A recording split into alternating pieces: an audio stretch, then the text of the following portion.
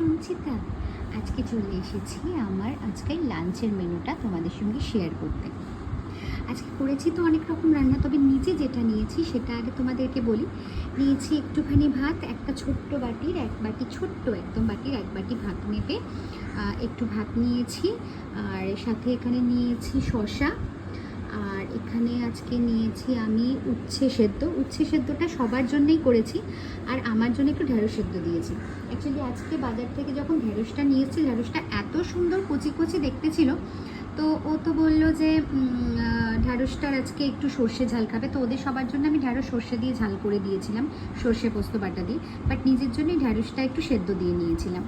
আর এখানে করেছি আজকে বাটা মাছ। আজকে বাটা মাছটাও বেশ ফ্রেশ ছিল, তাই ভাবলাম আজকে বাটা মাছটা একটু আলু বেগুন বড়ি দিয়ে একটু ধনেপাতা দিয়ে অল্প গা মাখা ঝোল করি, তো আজকে সেটাই করেছি। আর এই বাটা মাছের ঝোলটার সঙ্গে খাওয়ার জন্য আমি নিয়ে নিয়েছি একটা টুকরো লেবু। তো আজকে আমার এই লাঞ্চের মেনু তোমাদের কেমন লাগলো অবশ্যই জানিও। তাহলে আজকের মতো টাটা। কমেন্ট করে বলো আমার এই লাঞ্চের মেনুটা তোমাদের কেমন লাগলো।